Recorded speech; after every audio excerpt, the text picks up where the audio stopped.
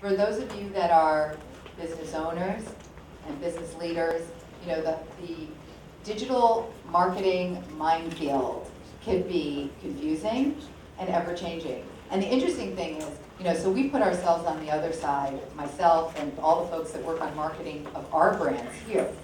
And we have a pretty significant marketing budget, but we have to be really careful with it because in the end, it has to deliver results. So, you know, we buy a lot of digital advertising. And so I and we know how you feel even from that other side of it. And, you know, trying to be effective, I use the term, you know, nobody wants to be the slow zebra, right, in the Serengeti. But at the same time, get killed. But at the same time, you have to be really smart and ultimately effective. In the end, you know, partnerships are about trust. We appreciate that you trust us to work together and partner because really for us at Cox, all of us at Cox Media Group, this is a long game. You know, we're going to, this company that I work for has been around for over 110 years. And we plan to be around for 110 more plus years. It's important to us that we do things right. It's important to us that we help you in a very genuine way and that you see results. So we hope that today is informative, that you learn, that you ask questions. There are no stupid questions, trust me, because I've asked all of them. You know, I think when it's all said and done, I hope that you leave here with a little bit more information, a little bit smarter, a little bit more cutting edge. You know, you're not the slow zebra. And that it helps you as you look at your overall marketing campaign. So again, appreciate so much you're taking the time here this morning, and we value the partnership and the business. We have a whole crew here today, and we're very fortunate to have one of our corporate leaders from Cox Media Group in Atlanta here. So I'm going to introduce you to our Senior Director of Digital Solutions, Jesse McCambridge. Thank you, Susan. How's everybody doing? Actually, my better side is my right side, so I'm going to go over here. Obviously, we don't have any slow zebras here because you wouldn't have made it here if you were a slow zebra, right? So I'm going to hit a couple of things for you, and just from a company perspective, just to talk to you a little bit about how we look at digital marketing. And we've done a lot of research. Cox is very invested in research with third parties, but also internally. We have a team of 20 folks in Atlanta that actually do brand awareness studies. We've got a wide variety of those folks that are looking at our brands and how we market. And I always think about the fact that we take the same approach to our local brands that we bring to our business owners and our partners. From a focus standpoint and what we look at, we kind of boiled this up. And what we had looked at in the past was all these different products, from remarketing, retargeting, paid search, SEO, responsive design, all these different things. And we really kind of bubbled it up to what are you looking to do? Get noticed, and that's really through an integrated marketing approach. Be found, make sure that no matter what, the consumer path to decision and their journey has changed. So you want to be there no matter where they're at. And really ultimately convert. You know, how do we use digital techniques and advertising to convert, whether it's a click to call, you're filling out a form, or really ushering those consumers down that journey. We've kind of bubbled it up into these main products.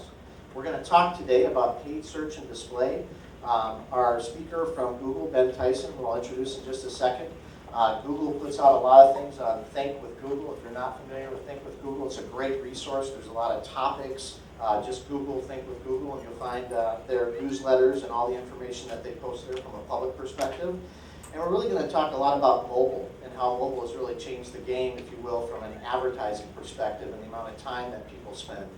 So we're really looking forward to covering that with you, and we're going to leave plenty of time at the end for questions. I will also say that we're going to make available a copy of this presentation so you can work with your media consultant, and they'll be able to give you a PDF copy. You're welcome to take pictures with Ben and take pictures of the screen as well. And right before I introduce Ben, I want to just cover a couple of things that Susan mentioned on our premier SMB partnership with Google. I will tell you that right now we've got a team of about 20 folks. We've got 100 folks that are digital marketing experts in Atlanta that support our local team here. We've got a search specialist here in Orlando, Matthew Santamarina. You can meet him afterwards. We do just about over $20 million in Google AdWords products to support our radio, TV, and newspaper properties around the country. Last year, we were awarded number 2 out of all the premier SMB partners in highest customer satisfaction with Google. So Google puts out a survey to our customers directly and asks them to rate us. How do we do on their service? And I'll tell you, part of it is because of our approach and the integrated marketing approach of really making sure that your radio copy is matching up with what you're doing on paid search and matching up with display and everything else. And that approach has really kind of leveraged the success that we've had with a lot of our marketing campaigns for our clients. The Premier SMB Partnership, we also have access to Google Beta products. So you may have heard about call-only ads or Google Shopping, a lot of those different types of products. They actually bring them to us first to bring them to our clients as kind of a beta test, and then they roll those out from a nationwide perspective, or I should say worldwide perspective, and really kind of prove that out. So we're very excited about that and what we can bring to our partners. All of our folks are certified experts in Google, and they keep track of it. And ultimately, I say we just have access to the Google gods. So we get daily and weekly calls with them. We can actually work with them on verticals and specific campaigns, and we've got a team. And that really allows us to bring in speakers like Ben Tyson, who's with us today. Ben is a senior partner trainer. He's right out of Mountain View. He had a long flight on Monday from California. So we're very welcome to have him here with us. Please help me and welcome Ben Tyson. Thank you, Jesse. How is everyone today?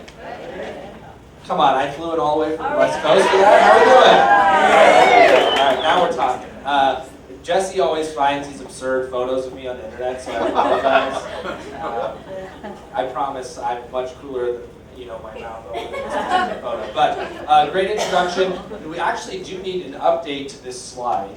I now have 3 sons. My third son is 9 weeks old. I'll pause for an applause. Yeah, it's great. Very happy to be back on the road in a king-size bed by myself with no babies crying. But really excited to be here in Orlando. Thank you so much again for taking time out of your day to listen to myself, Jesse, and John talk for the next hour or 2 here. But what I'd like to do before we move forward is really kind of introduce what we call micro moments. Has anyone heard of this term from us at Google, micro moments? One person, okay. Or 2 people. So we'll have some explaining to do. I would imagine that all of the folks from COSF, actually, in CMG and Orlando Radio here have actually heard this terminology. But really what I want to do is propose a question. Who here believes there's been a mental model shift with how customers are trying to engage with your particular type of business? Raise your hand. Okay? So the challenge that we find is that our mental model as consumers, all of us being consumers, has shifted, yet as business owners or folks that work for small to medium-sized business, our mental model is yet to shift to match that of the customer. So how do I know that that is actually true? Well, we can look at one statistic, and that's media consumption. Because from a consumer standpoint, 43.6% of our media consumption time is spent on digital, yet from an advertising investment standpoint, it's only 25%. So there's a very big disconnect from our consumer behavior and our advertising behavior, which tells us our mental model has yet to shift to match that of a customer. And I keep using this buzzword of a mental model. Let me give you an example of a mental model. Is anyone familiar with Roger Bannister? No one? Oh my gosh. John Silverman is? Shocking. Okay. Well, Roger Bannister is the first human to ever run a sub 4-minute mile. And he did this in 1954. So the mental model that was instilled by physicians, trainers, other runners was that it was impossible. In fact, they believed if you tried to run at that pace for that extended period of time, that so much blood would pump into your heart that your heart would explode. That was the mental model. Now, Roger Bannister, a physician himself, trained for 2 years, from 1952 to 1954, with other runners, and they would hand off a baton at a specific point in that mile for that next individual to go to see what speed they have to remain at to accomplish that. So in 1954, calls all these reporters around a track in Great Britain, and he crosses the mile marker at 3 minutes, 59 seconds, and a little bit of change. And what's fascinating, and since you guys don't know the story, I will say I'm not a total jerk, what's unfortunate is that Roger Bannister's heart did actually explode. So what they tried, come on guys, his heart didn't really explode. So like, this is the worst story that anyone has ever told. Why would he tell this? No, he was totally fine.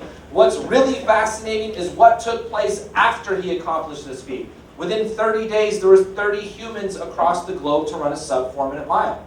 Within a year, there's over 100 humans across the globe to run a sub 4-minute mile. So the question is, did the human body change? How much blood the heart could intake increase? Our legs become faster? Each of these people get like the first edition of the Reebok pump shoe or something? Or is there simply a mental model shift? The obvious answer is the latter, a mental model shift. So the goal of our session here today is to start to shift our mental model to think like a consumer. Is that fair enough? Okay. Before we get there, I'd like to talk about the future. In our mind, it's absolutely limitless, the opportunities that exist. Like, our mission at Google has remained the same, which is to essentially index the world's information and make it accessible and useful. Does everyone think we've done a pretty good job at that with Google.com? Yeah, for the most part, okay. We also are trying to create better access, faster access, with things like Google Fiber. Who's heard of Google Fiber? Okay, so a lot of us. If you haven't, we're literally lining the streets around the United States with fiber optic cables to give internet speeds of up to 1,000 times faster than ever experienced. Furthermore, we want to create access for those that don't have access to information. Who's heard of Google Project Loon? One same person that's heard of micromoments. Okay, interesting.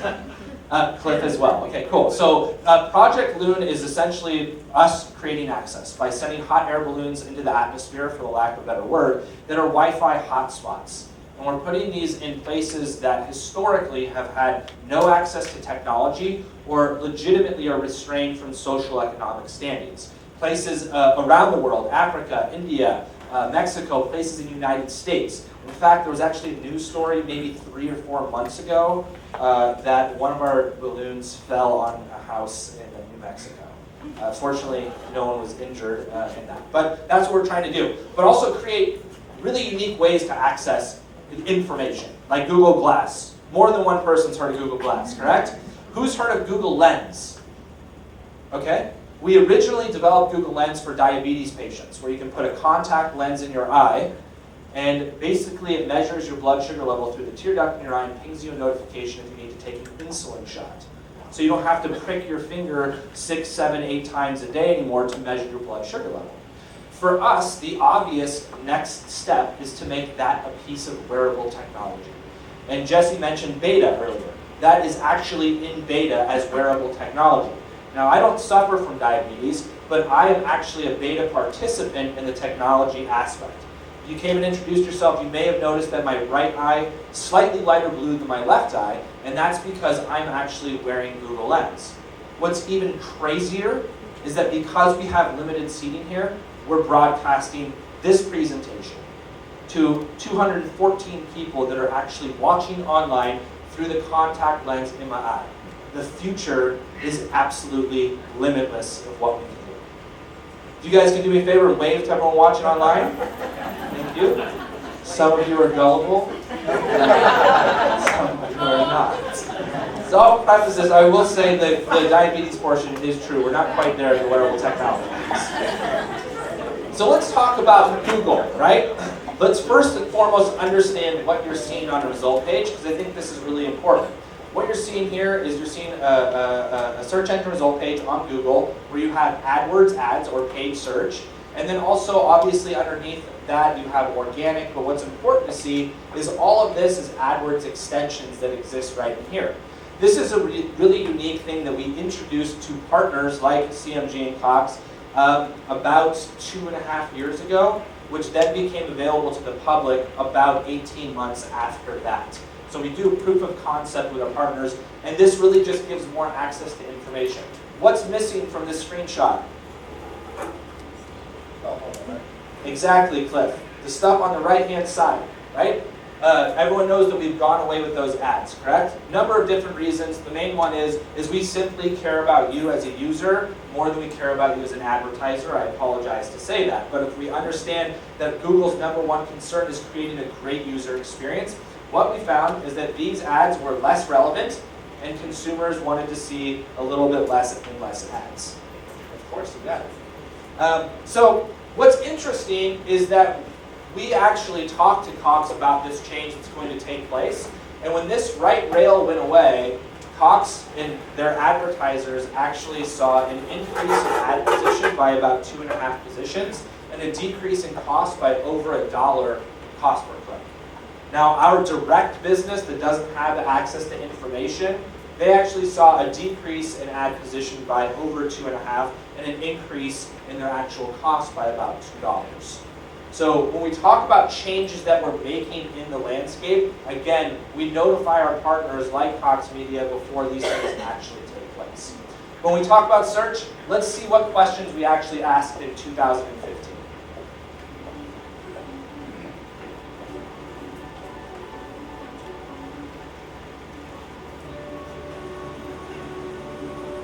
For the people out there wondering what this is all about, whether it's about courage or controversy, well, I'll tell you what it's all about. It's about what happens from here. Thank you, and good night. Live, fight like hell. It's not just about one person. It's about thousands of people.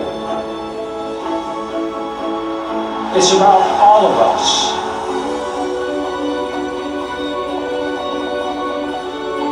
Accepting one another.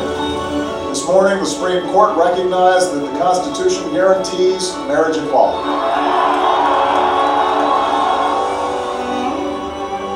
We're all different. That's not a bad thing. That's a good thing. And while it may not be easy to get past the things you don't always understand, it is absolutely possible if we only do it together.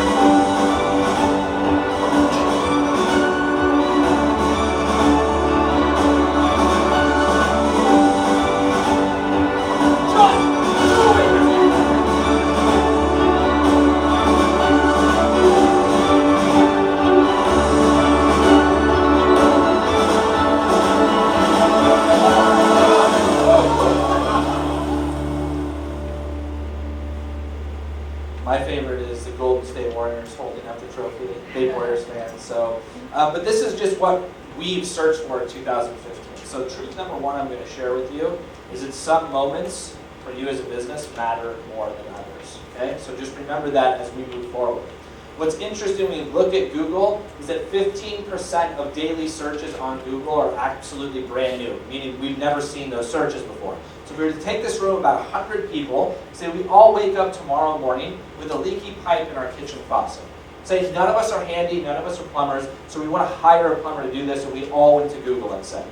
Well, of course, we would all type in something a little bit different, but what's crazy is that 15 people in this room would type something into Google, which Google's never seen typed in, when someone's looking to get a leaky pipe fixed, right? This creates a challenge in interacting with your consumer because we are becoming more and more sophisticated with the types of content that we want to interact with, which in turn, our number one concern is you as a user. So when you become more sophisticated, the back-end stuff on Google becomes more sophisticated.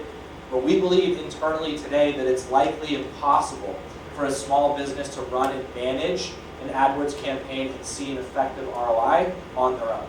And that's why we work with our partners like Cox to kind of help you navigate that. But one of the main reasons these searches are increasing is because of mobile, right? We can talk into our phone now.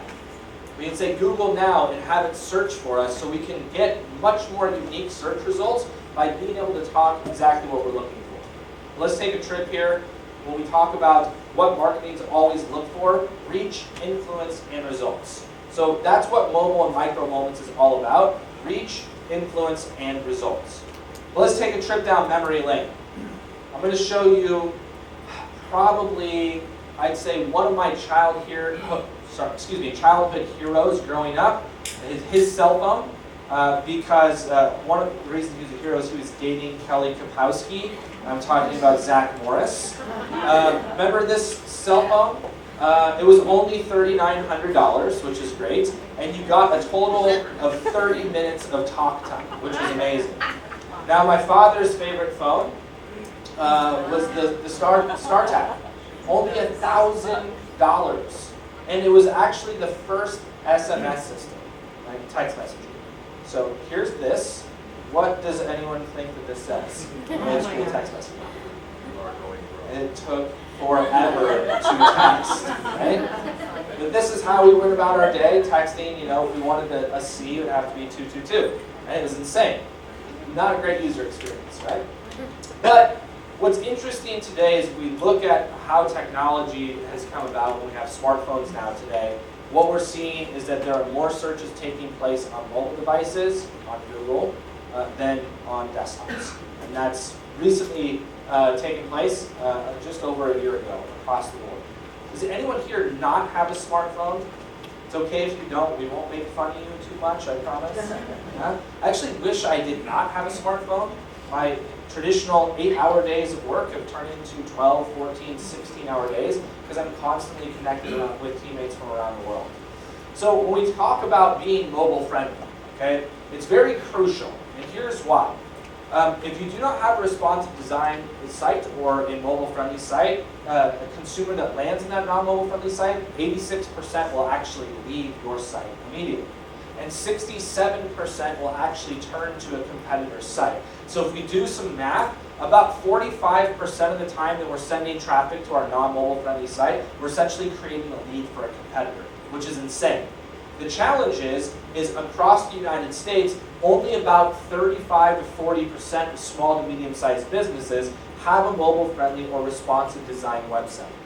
Does anyone here have a mobile-friendly, who has a mobile-friendly or responsive design website? Okay, so we're about maybe less than 35 or 40%. If you're unsure, just do a search on Google that says mobile-friendly test tool. And we created a tool where you can type in your URL, and it'll tell you, it'll give you a thumbs up or a thumbs down. The goal is I'm creating the same exact experience across all different platforms, regardless if I'm on a laptop, if I'm on my desktop, if I'm on a tablet, if I'm on a smartphone. If I can create that same unique experience, I'm going to put myself in a position to win more customers. We have high expectations, I should say, when we're actually consulting mobile devices. We expect to see the content that we want to engage with, regardless of the device that we move through. The audience today knows they're in control, they have the power to choose, and they truly do value utility, the opportunity to move through devices and have no difference in experience whatsoever. Okay? Does anyone else know why it's crucial for you to have a mobile-friendly, responsive design website? What happened on April 21st, 2015? Anyone have a guess? John? You're not going to answer? Okay. We actually, I'm sure Cliff knows. I could see. Decided to penalize. Correct. People want search results if the site is not. Correct. We have started to penalize individuals who do not have, or businesses, websites that do not have a mobile-friendly website. Now here's what you have to understand. It's one of the first times in history of Google where it not only affects your page rank, where you show up organically, but it also affects your quality score, which has to do with AdWords. It's one of the first times in history where one change affects both.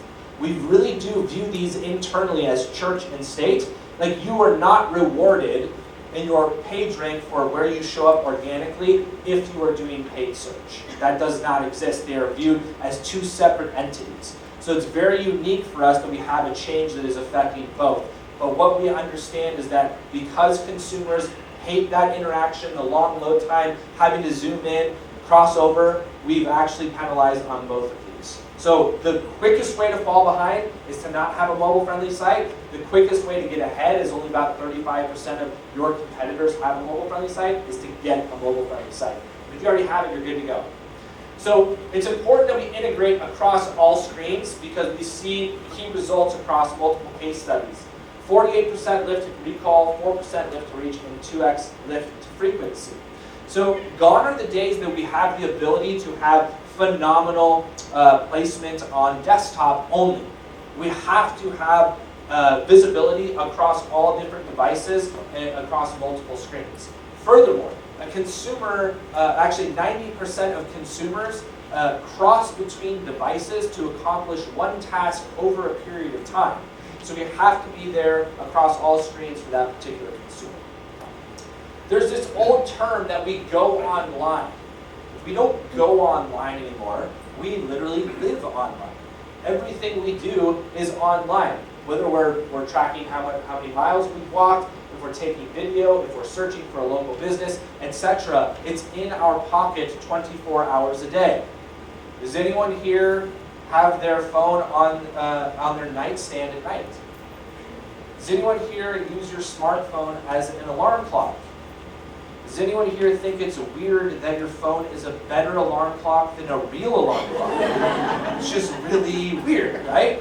But the point I'm trying to make here is the opportunity that exists within smartphones from a consumer standpoint is not just to call people. In fact, that's likely what we do less and less. The biggest growth in consumers using digital has been on mobile. In 2011, we spent about 30 minutes a day on our mobile devices, right? From a digital standpoint.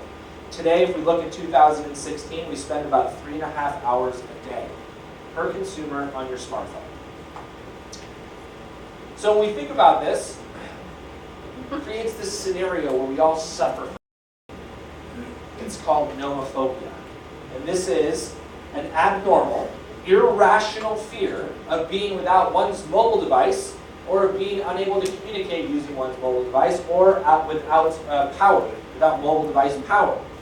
Has anyone been to an airport in the last 12 months? It's always unique because you'll come in and you'll see like 25 people like surrounded around one area, like kind of frantic, and you're like, oh my gosh, I hope everything's okay. I hope my flight's not delayed. Like, what's happening at the airport? No, that's the one power outlet in the entire airport, and you have people who are freaked out because they only have 70% battery left in their 1 hour flight. But we do suffer from this, and it's crazy. I would actually rather lose my wallet than lose my smartphone. I can easily look up on my phone who accepts Google and Apple Pay. Restaurants, gas stations, hotels, whatever it might be, and I can go there and pay with either Google Pay or Apple Pay. In fact, if I lose my wallet, it takes less time for me to call my credit card companies and get a new one sent than it does to walk into a Verizon store, put your name on a list, and stand there for like 3.5 hours just to get a new phone. It's insane. So nomophobia is real. But truth number one that I shared with you is that some moments matter more than others. What we've done is we've identified, specifically in marketing space, 4 key moments that are likely important for every single one. The first one is I want to know moments, right? What we found is that there's no decrease in consumers actually looking stuff up online. We found that 65% of consumers are actually looking up more things online than they were a couple years ago. But furthermore, 22% of smartphone search occasions are driven by a television commercial. In fact, we're 155% more likely to do a search for your brand after seeing your television commercial. So we're researching and actually looking for more information when we want to know something. Make sense? The second moment that we look into in regards to micro moments is I want to go. We've seen a 2x increase in near me search interest in the past year. Essentially, 2 times as many people are actually looking for salon near me in their smartphone. And if you have locations turned on, which 98% of people do, I think, although John has a different statistic than that, but we can get to about 1 foot of where you're standing. Right? We know where you are based on your GPS location. Now, the biggie for you, 82% of smartphone users use a search engine when looking for a local business. Is anyone here a local business, or would you consider yourself a local business? Raise your hand high. Okay, so pretty much almost everyone in the entire room. Consumers are turning to the smartphones to find your particular business when they need your help with your service. I want to do moments. 91% of smartphone users turn to their phones for ideas while they're doing a task, but furthermore, we're actually watching how to do something. There's been over 100 million hours of how-to content that's been watched on YouTube so far this year. Prime example, for some god-awful reason, my wife brings home a chandelier, right, that she expects to be installed. Now, unbeknownst to me, installing a chandelier is quite expensive, as I was doing some research in this I want to know moment. Then I transitioned into this I want to do moment because I had the brilliant idea that I was going to install the chandelier myself.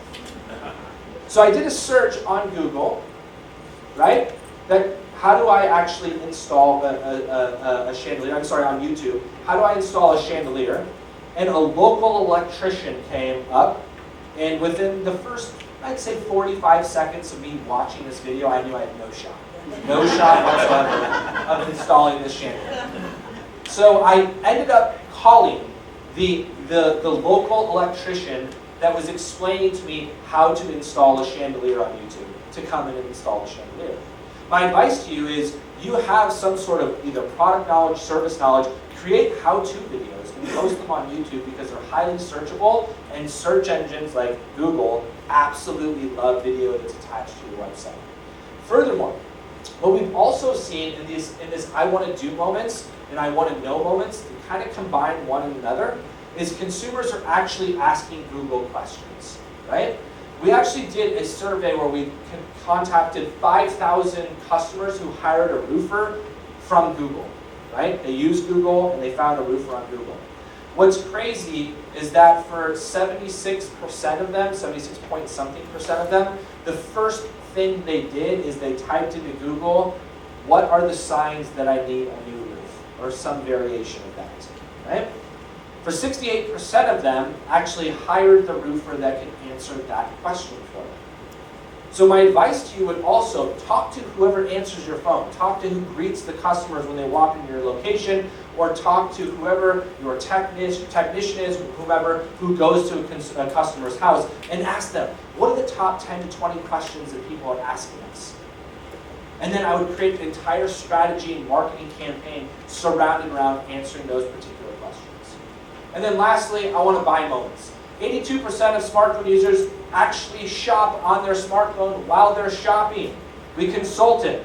The number one thing that we do at a car dealership is actually compare make and model of that particular car with a dealership within 25 to 30 miles of where we stand to see if we can get a better deal. Who here has children? Yes? Okay, great. So, my oldest son, he's 4 now, but when he was about 6, 7 months old, somewhere in there, my wife texts me on the way home from work and says, can you stop at the store to get baby food? I was like, okay. Now, once again, raise your hand if you're a mother. Okay, so my wife at the time is very new to motherhood. Now she knows. If she wants me to do anything for the kids, she has to give me explicit instructions. It can't just be a text that says, get baby food, right? Now raise your hand if you're a father. If you're a father, you know, if that's the direction I get, I'm not asking for more, right? So I get out of the car a little nervous, like I'm a good dad, I'm pretty sure I can pick out some baby food, no problem, right? So I go up to the store clerk at a Safeway, is what we have in Northern California, and I say, excuse me, sir, where's the baby food? And he goes, oh, it's on aisle 6 and on aisle 7. I was like, what? This is when I got nervous. There's 2 aisles of baby food. How is there that much baby food that I could potentially choose from? I start to get really nervous as I get into the aisle.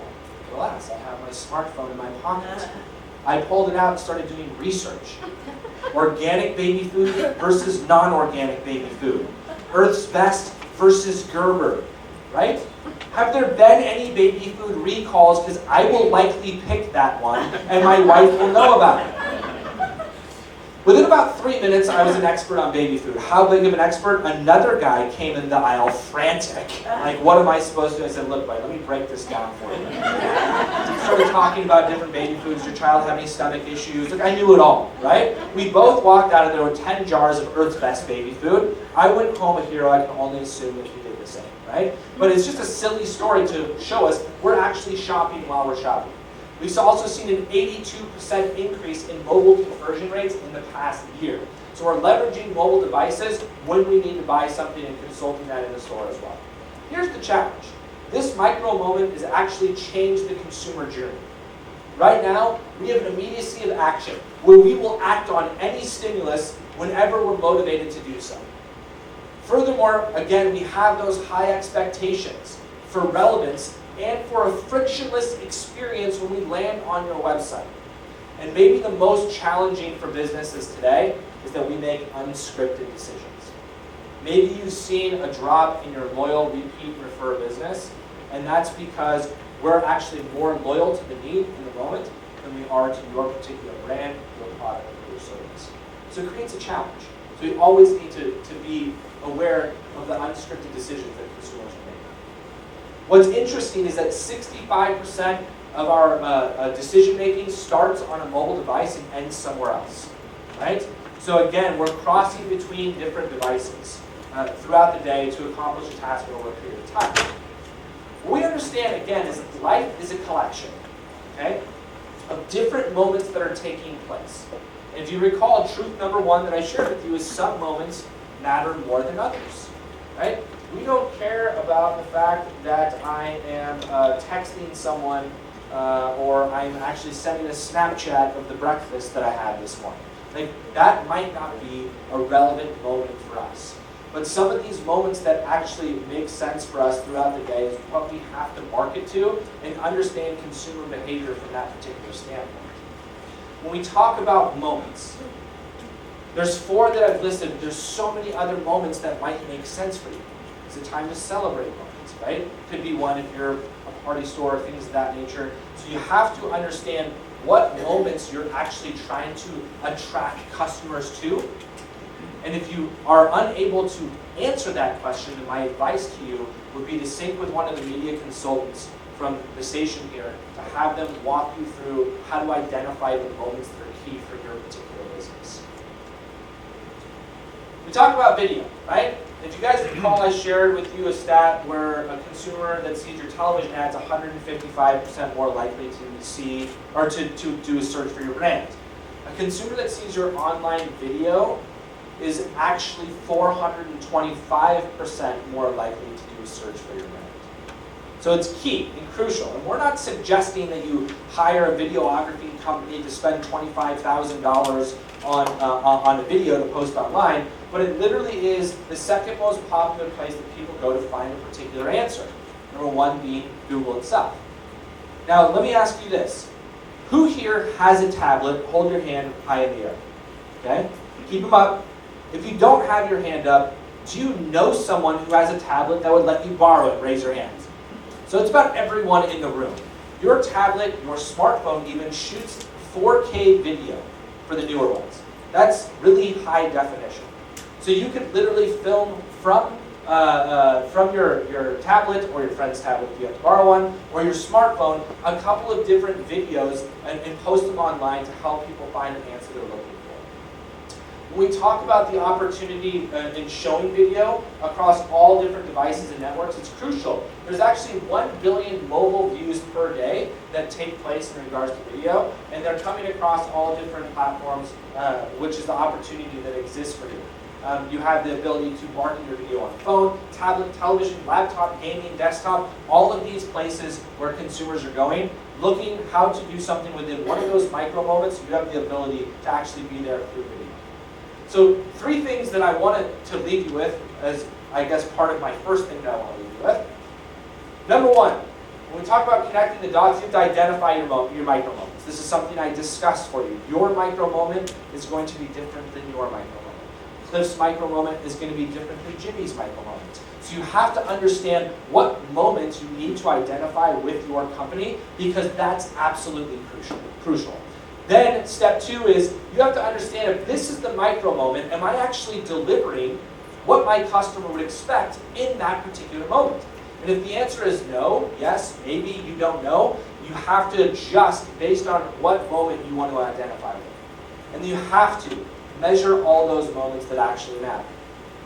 If we can measure the moments that matter, we can make better scripted marketing decisions to provide higher return on investment for our company. So the reason I'm bringing up ad extensions is because we also had a recent change to our ad ranking formula, essentially how your advertisement shows up on Google. It used to be max CPC times quality score equals your ad rank. Today, what it is quality score plus max CPC plus enhancements of using ad extensions. Are you guys familiar with what ad extensions are? Yeah, someone? Does anyone ever click, just so I kind of know where we are, does anyone ever click on an ad on Google? Raise your hand, so like 2 people, 3 people, okay, a few of you. Okay, one of the things when we talk about ad extensions, we're looking at location extensions, call extensions, things of that nature. But what we found is it boosts your CTR by over 20%. My favorite thing now when I do a search is the little call button. Who uses the little thing where you get to click call the customer? Raise your hand. Cool. So for those of you that raised your hands that you never click on one of those ads, that's actually an ad when you click that call button. Just so we know, so we're clear, right? Does anyone remember what it used to be like? I would do a search on my mobile device, I would zoom in, click on a site, zoom in, scroll over, go to contact us, zoom in, oh my gosh, I can't click on this, okay, here we go. Chris, I'm going to remember 737. You need to remember 1751, okay? Close it out, 737. She remembered. Give her a round of applause. Because the person you're generally sitting next to doing that with, they are not listening to you. And that was for the phone number. Do you remember how terrible it was to get an address and plug it into your GPS? Absolutely horrendous. But what these extensions do is basically enhance overall user experience, right? What's Google's #1 concern? User experience. So this is now a part of the ad rank formula, and it's actually offering you higher quality score because it's boosting your overall marketing. There's also a form of remarketing. So I've shared a few statistics with you guys. What's important to understand about remarketing is a consumer that, does everyone know what remarketing is? Cliff and I were talking earlier, like the stalker ads that follow you around, kind of creep you out a little bit, right? Well, a consumer that sees your remarketing ad is 1,043% more likely to search for your business, and your conversion rate increases by 960%, right? So if you're participating in search or getting folks to your website, remarketing should definitely be part of your strategy. Essentially, you install a tag on your site, the user comes to your site, they leave without converting, you retarget those users with ads, and hopefully they click on the ad and return back to your site to convert. That's exactly what it is. So remarketing is a great strategy to continue to increase consumers that leave your business. What's interesting is that 94% of customers that land on your website will not do what you want them to do. They will not convert. That means it's actually 6 to 8% will convert the first time. So if that's the case, who here is okay with 94%, or let's say on the low end, 92% of your traffic leaving your site and you never engaging with them ever again? Is anyone okay with that? No, I mean, it's crazy, right? Remarketing is an opportunity to solve that problem. And then, of course, Google My Business, formerly Maps, the most hated product internally at Google, but consumers love it, right? 72% of consumers use this to look up local information, which I think is crucial. A lot of different questions surrounded around Maps. It's actually called Google My Business now. But the important thing is that consumers find it relevant in regards to the information that they're looking for. Even though we're completely digitalized as consumers, we still want to talk to you or someone that works for your business. 57% of consumers actually call a business to talk to someone and talk to a real person. And furthermore, if we think about our marketing perspective and what we actually want to have happen, when we do marketing, we either want someone to call us, we want someone to buy something, or we want someone to visit our physical location. Does everyone agree those are probably the 3 top priorities you have? Well, mobile and mobile search in general offers and triggers those things very rapidly. A consumer that does a mobile search and actually calls a business, 56% of those individuals call within 1 hour, right? 54% buy something within 1 hour, and 51% actually visit a location within 1 hour. So mobile helps guide consumers to those 3 key concepts that you guys are looking for. And then obviously, if you're looking to participate in paid search or you value a phone call over everything else, there's a solution for you with call-only ads, where there's no opportunity to actually click and go to the website. The only thing that particular consumer can do is actually call your business. Does that make sense? So it's a great solution if that's what you're valuing more and more. But as a consumer, maybe that just annoys you, because what you really want is a price point, and you don't want to take your time to do that, so you leave and you carry with you that was so annoying. Absolutely fantastic point, right? So she said maybe she wants to just get a price quote or a price point, and that actual business is not allowing me to do it, and it carries on with you. Fantastic point. My comment on that would be shame on that business for not identifying the moments that matter with the customer, right? So if I know that my customer is going to look for price points, why in the world would I set up a call-only campaign? I am doing a terrible, terrible job in identifying the moments that matter for my particular customers. Does that make sense? That your user experience is spot on. And I understand why they do that, but when you're multitasking and do a lot of things, that becomes an annoyance, and that annoyance I remember versus anything else that Yep. So if I was a towing company or a mobile windshield repair company, I would probably execute a call only, because what does someone want? They need a service immediately. If I was a 24-hour plumbing service and it was 9 p.m., I would probably initiate after 9 p.m. call only strategy, because I know someone needs to talk to us. They're likely not looking for a quote for a 24-hour emergency service plumber.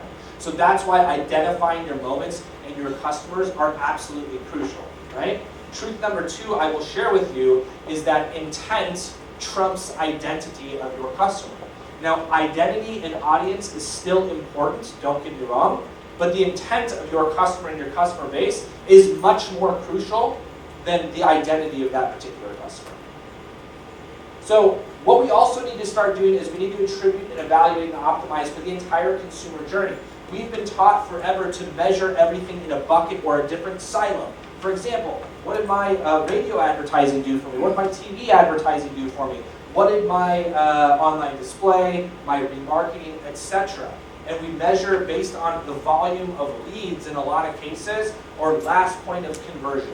From our standpoint, that's no longer valuable. I shared a lot of statistics. A consumer is more likely to search for your brand, X percentage for each of those particular mediums. So we need to understand the level of influence that each marketing channel is having on our overall business. What we're finding is, as consumers are now today consulting 14.8 sources of information on average before they make a purchase, and that's average, we need to get out of the last point of conversion methodology to marketing and shift our mental model to understanding the level of influence that every single marketing channel has.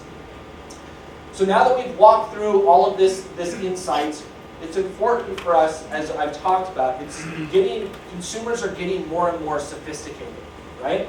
Creates a challenge for you guys. What we have identified in regards to the needs of you as consumers is things that we simply can't provide at Google. First and foremost, I would say human interaction. Who here has ever tried to call Google? Okay, I apologize, honestly and sincerely, on behalf of Google for your likely poor experience in calling 866-2-Google. It really depends on who you get. It's a crapshoot. In reality, we're not built on communication. We're built on technology.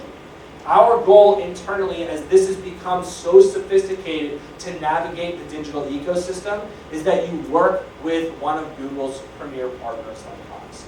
Because they're our extension into the marketplace, providing good return on investments for you. Our investment in this is essentially resources to our partners. So 5 years ago, or actually 6 years ago, there was actually 5 employees that worked on my team, right? Now, was fine then, but if we fast forward to today, we have over 215 folks that work on the team across 7 or 8 different countries around the world. When I first started in this role 3+ years ago, I was one of one person that did SMB outreach in the entire world, right? To quote one of my heroes, Ron Burgundy, I was kind of a big deal. Right? Today, though, I'm not such a big deal, as there's about 14 of us across the globe that are having interactions with SMBs like you on navigating the ecosystem. So we are investing heavily into the resources of our partner business to actually provide a solution to you that we know that we can't provide directly, right? When we think about the standards that we hold these premier partners to is significantly higher than just a normal Google partner. So we talked about customer satisfaction. There's also performance metrics that we put in place, and if any of our premier partners don't hit those performance metrics in regards to conversions, performance for you as an advertiser, then we will actually remove them from our program. Again, Cox, second in Google Customer Satisfaction Award. Very proud of that. I think the year before you were first. I don't know what happened. Little slide there, Jesse. Pick it up here, okay? I'm just kidding. But second is still amazing. We actually award the top 3 because it is very challenging, as this is something that is near and dear to our heart, is that you guys are actually getting the proper amount of service and return on investment that you desire. Does that make sense? Okay. What I want to do now is, first and foremost, thank you guys so much. I will be back up for Q&A. Really appreciate your time. But I do want to introduce a dear old chum of mine, John Silverman, who I would consider one of the smartest individuals that I've ever had an opportunity to work with. In mobile only, though. Everything else he knows nothing about. Only mobile. I'm just kidding. Here you go, John Silverman. Thank you guys very much. Appreciate it. I'm going to stand over on this side too. It seems to be reflecting well in everyone's face. So, thanks everyone for having us down here. You know, with CMG you can do everything, mostly everything. But today I'm here to talk specifically about in-app, location-focused mobile. All right, so as opposed to mobile web, we're talking about a network of 100,000 apps, and location as the driving force behind every bit of context that we use to target everything. Okay? So first, though, I want to kind of talk about the mobile-centric universe. Parents in the room, raise your hand. Yeah? Anyone with teens, keep your hand raised. Okay? Good. So this is your world right now. So you know what snubbing is, right? When you snub someone, you know, Chris, I'm looking at you directly, but I'm actually not paying attention to you because I'm looking at my phone. You're talking to me, I'm guessing you to death, kind of like I do with my fiance, kind of like you're doing to me right now. I'm just playing. So in the mobile universe, when your children, your teenage children are doing this to you, or if you're doing it to colleagues or whatever, it's called phubbing, phone snubbing. So don't phub anyone, please. But it's the new world. Like PBS, that's 6 months ago, released a report saying that if you can reach your children via text, and they're right upstairs, and that's the way they're going to respond about doing their homework, coming downstairs, taking the trash out, whatever the case may be, do it. It is the new way of communication. I live in this world down here. Ben was talking about how our phones are alarm clocks and stuff. Mine happens to be as well. I mean, if I happen to wake up in the middle of the night, I don't roll over and make sure my fiance's okay. I roll over and check Facebook. So like I said, location is the driving context behind everything we do. Before I go into this, quick poll. Raise your hand if you have not used an app on your smartphone today. 0 people, even in the booth, 0 people raised their hands. Right? The power of apps is extremely apparent. Right? So everything Ben spoke about was your web-based, your search, your AdWords, all that stuff. I'm talking about mobile in-app display. And both are extremely complementary for each other. But in-app has proven over mobile web to command more of people's attention, more of people's purchasing power, and obviously the location signal is much more fluid in-app than it is with mobile web. So why does this matter? Well, location is the indicator of intent. Simply put. Where you've been, where you are, where you're going is the very best indicator of consumer intent. More so, we believe, than what content I'm consuming. So if I'm an avid sports fan, I love sports. I'm in my ESPN app maybe 10 to 12 minutes a day, maybe a bit more if it's a heavy sports day. But for the time that I'm not in my ESPN app, does that mean that I'm not a sports enthusiast? No, it does not. Of course I am. I breathe New York sports. Sorry. I breathe New York sports every single minute of every single day, but I'm only in that particular app for 10 to 12 minutes a day. So where we are helps to understand what type of audience that is, more so than whatever content we're grabbing. This is, again, from a location-based mobile ad perspective. All right? So when we see someone go from home to the office, stopping off at the grocery store, picking up some clothes at the mall, maybe catches a game, and then hits up the restaurant afterwards because they won or they lost, who knows, and then gets back home. This visitation loop, as we call it, is very indicative of what type of customer, what type of consumer, what type of demographic, you could even say, this user happens to be. If these locations switched to, at the office, then to Lululemon, then to the nail salon, then to the wine bar, and then home, obviously we're talking about Kerry Washington from Stanton, right? So, so just, understanding that visitation tells a story about who someone is extremely powerful. Now, who someone is, completely anonymous. All right, another poll. When you download an app to your phone, whether you're an iPhone or an Android user, doesn't matter.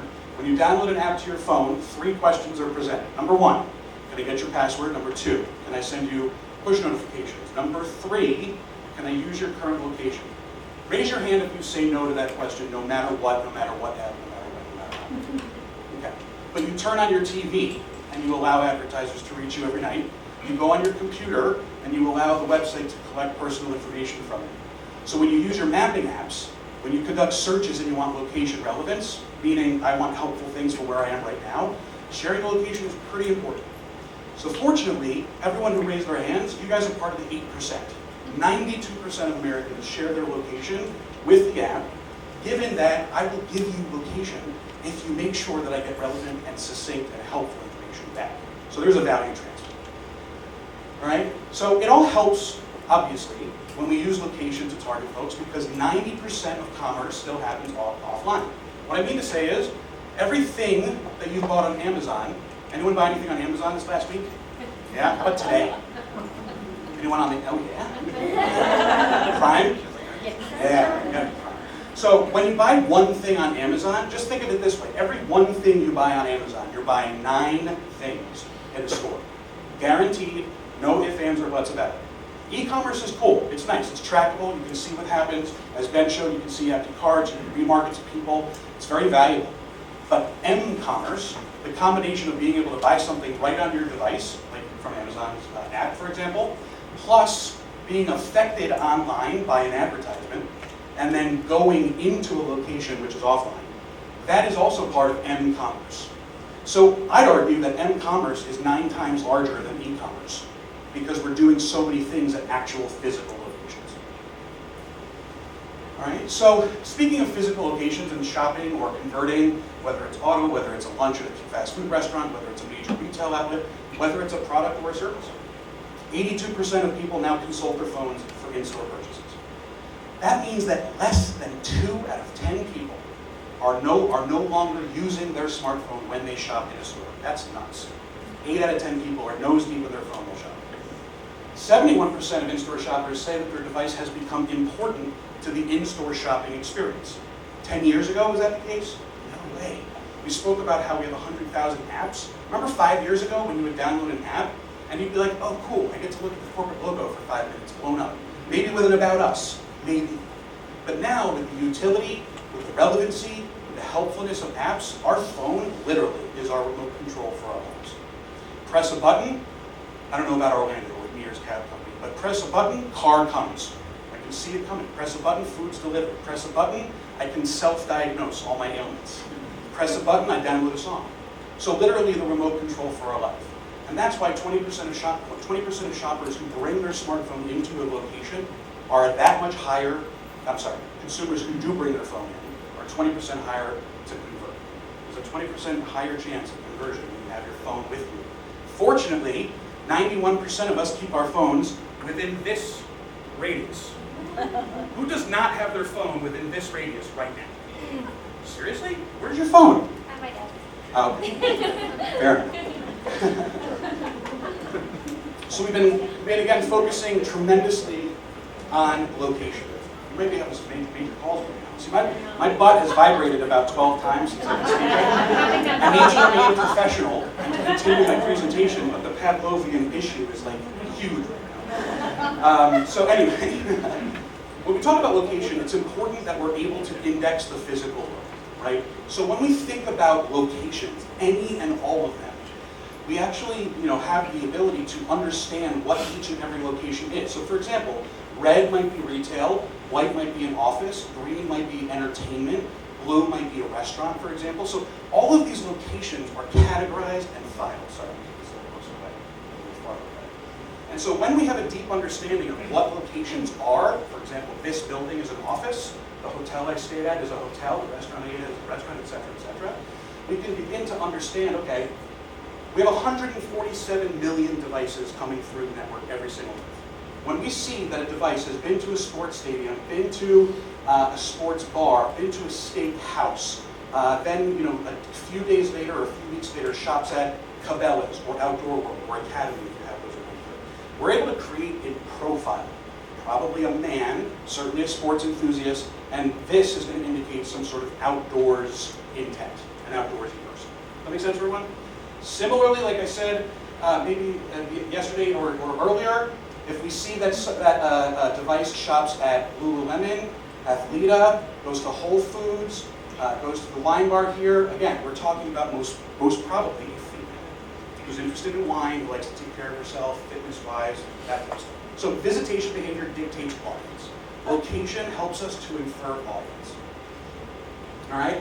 So understanding who a customer is by where they've been and where they're going in order to influence what they will do next. So here, we've got a woman, we're trying to influence her next decision to purchase these really weird pair of shoes that are going to cause your arches, my arches are hurting.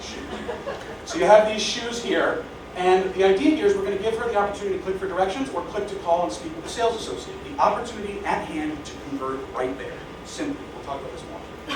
But how do we even end up serving this person? And how does our algorithm know that we are supposed to send this person an ad, right? Well, it's all again based on visitation behavior. I'm going to hammer this point home, I promise. We see someone at the gym, a device, not a person, a device. We see a device at the gym, shopping at the retail store, heading to the nail salon once a week, and living on college campus. So when all this information is absorbed, the algorithm within 0.8 milliseconds, faster than I can blink my eye, no matter how hard I try, we're able to determine that this is what the device profile looks like. Are we 100% certain that this is the actual user who we're reaching? No, we're about 95% sure. It looks like someone like this, okay? Now, in the case where we make a mistake, we still have a lot of value there, right? I am horrible at buying gifts for my fiance on time, horrible. So the day of, or the day before, or the hour before, if I'm near Michael Kors, the target audience for Michael Kors is not me. Except, not me. Nothing on the rag 50. But on that particular day, I was in the vicinity, I was in dire need, and I was opening my, as I took the bus, as I took the subway, as I was waiting around, as I'm waiting for a sales associate, I know what item I have, but she's busy, whatever the case may be. When there's downtime, I'm interacting with my device. And in this instance, this is a true story. In this instance, I happened to be playing Words with Friends, and all of a sudden an ad appeared for 20% off. I had no clue that there was a sale at Michael Kors that day. That shows you how oblivious I am to all the signage. They don't shop at Michael Kors. So because of that ad, I was then able to talk to the sales associate about it. I got my discount, and all of a sudden I have my gift for my fiance, and I'm in the clear. She has no idea about this. Please don't tell her. Okay? But again, this is 99% of the time what's happening, where we're reaching the correct person based on where they've been and what they've done in the past. All right? So to put this into sort of the physical world, when we want to target coffee lovers, easiest to target is a coffee shop, right? But also, there's competitive coffee shops, right? So we have our client's coffee shop, and we've got a competitive coffee shop here. Both have coffee enthusiasts at them. But are coffee enthusiasts 100%, 24 hours a day, 7 days a week in coffee shops?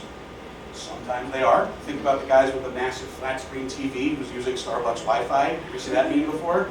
Okay, so that's not the norm. But we all know that people are not in the place where they can buy something all the time. Think about auto.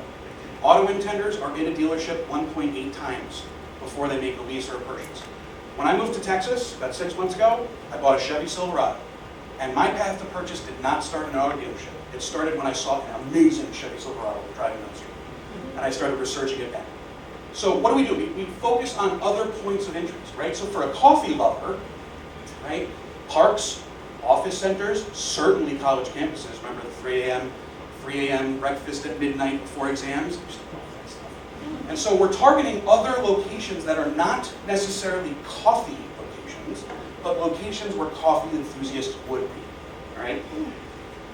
So to put a final bow on this point, this is like the fourth iteration of this. We have 3 moms. We can reach all 3 of these moms with a single "Hey Mom" message. We can. Any moms in the room? Thank you for all. All right. So we could reach all of these moms with a single mom message, or we could go a little bit deeper and say a young mom tends to live in a rural area, is very price conscious, which is why she's a huge fan of the big box stores. Because of the young child and the $250,000 cost of raising a child in this country, we're going to be looking for big deals and big bulk opportunities, right? Children's retail stores. This is a young mom who's just raising her child, right? Needs a ton of stuff in bulk. Diapers, formula, whatever the case may be. As we get older, we're going to need clothes every 6 weeks. It's crazy.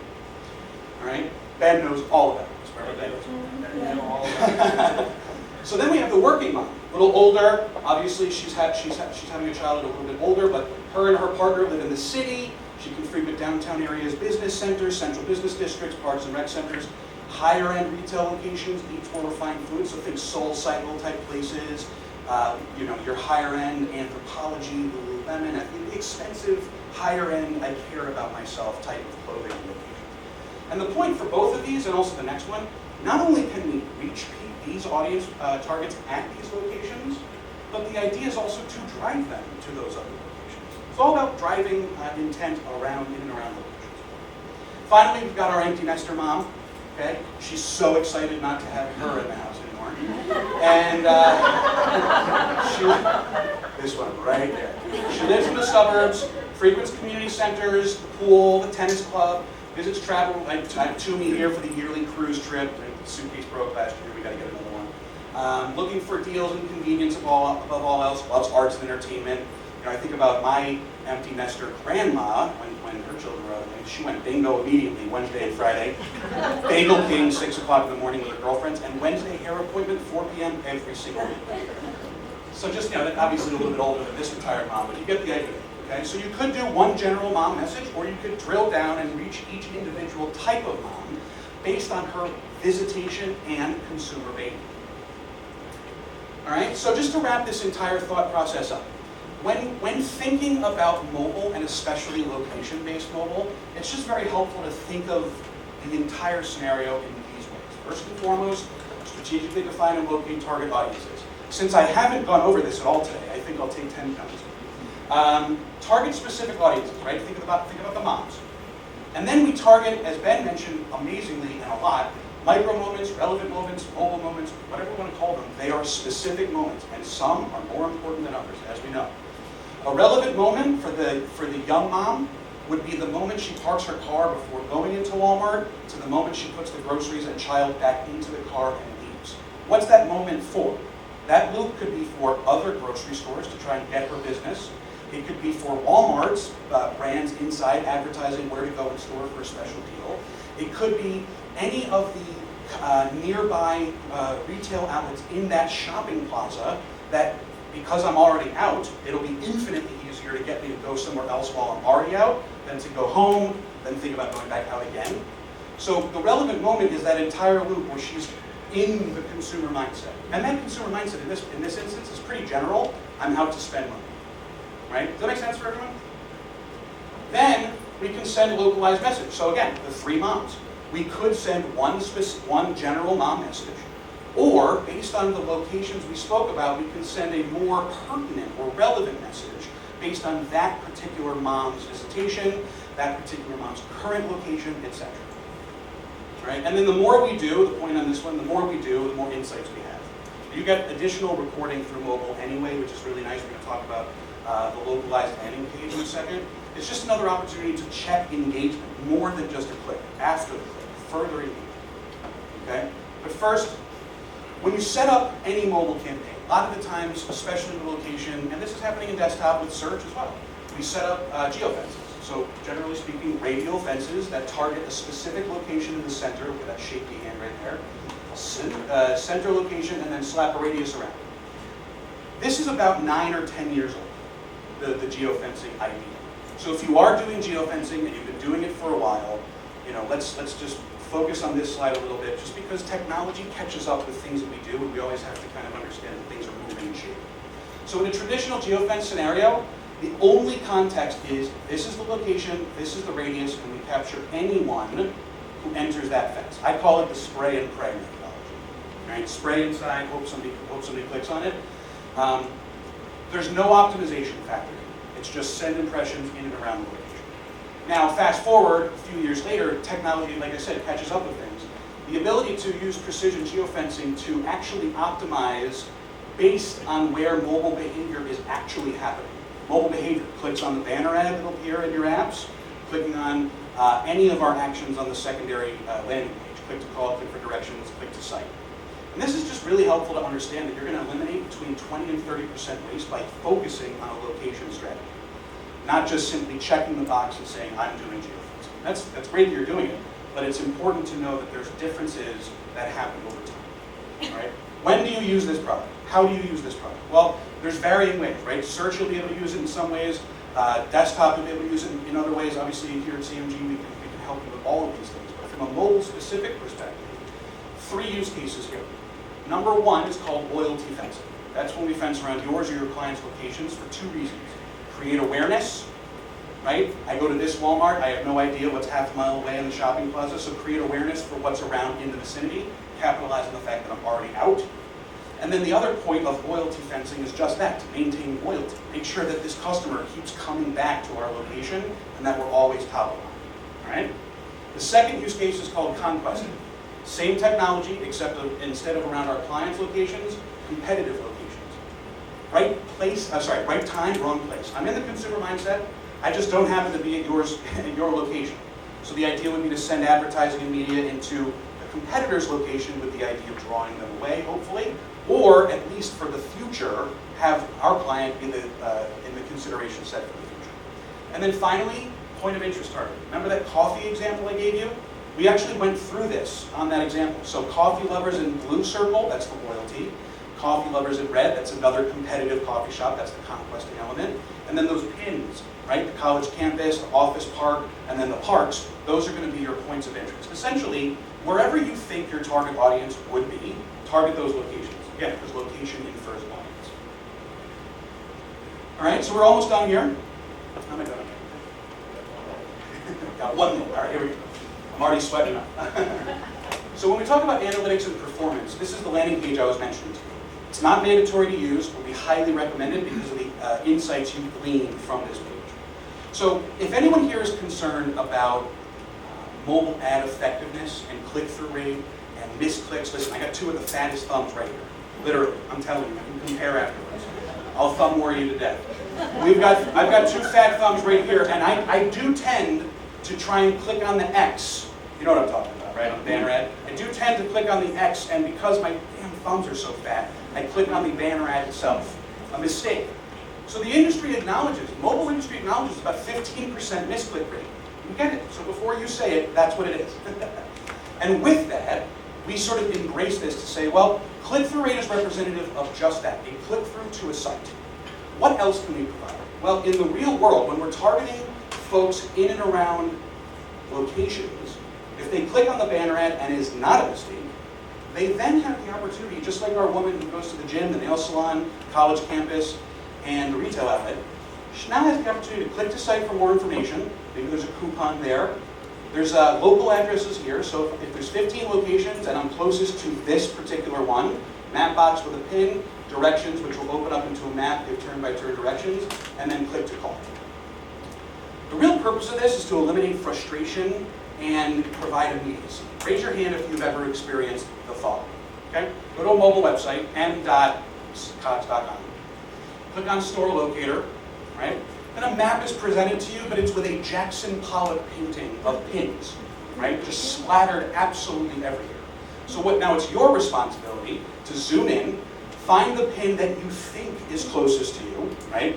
Click on that pin, the address will pop up, touch it, hold it, copy, open up your Google Maps or your Apple Maps, whatever mapping app you use, paste it, and then 10 minutes, realistically a minute or a minute and a half later, you finally have directions to where you're going. So has anyone ever had that experience before?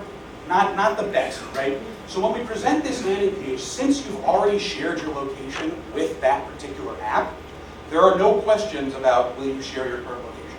It's already understood, and the closest location to where you currently are right now is presented for you so that you can get on your way.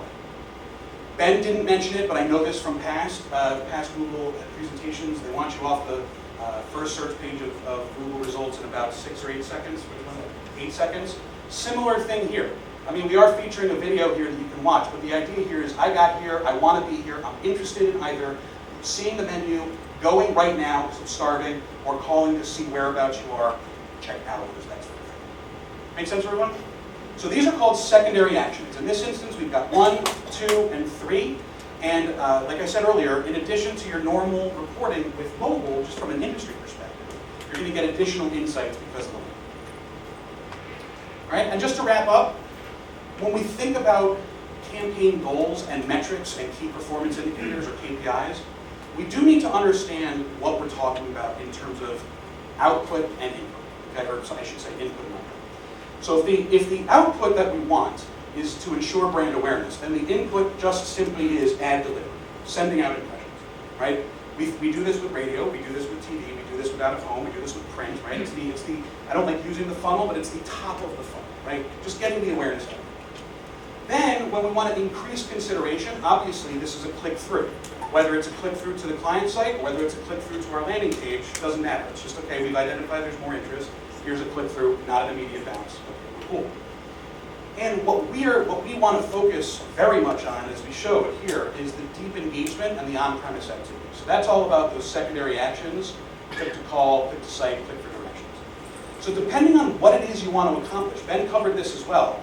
To your frustration, you made a point earlier. We want to be able to provide all of the options that someone within a vicinity might be interested in taking. If I just want some info, go ahead, click to site. I'm immediately wanting to call, got that option for you. I'm dying to get directions, cool, we have that for you there too. So the idea here is that these are templatized, it takes a very short time to make, strongly recommend using them just for the story that we can tell, all right?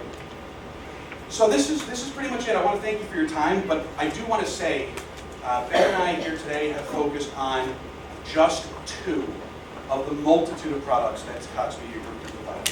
So would you mind coming back up here? I want your help in kind of describing the whole other elements of the ecosystem, because I don't think we did them enough justice by just covering these 2. Sure, thanks, Jesse.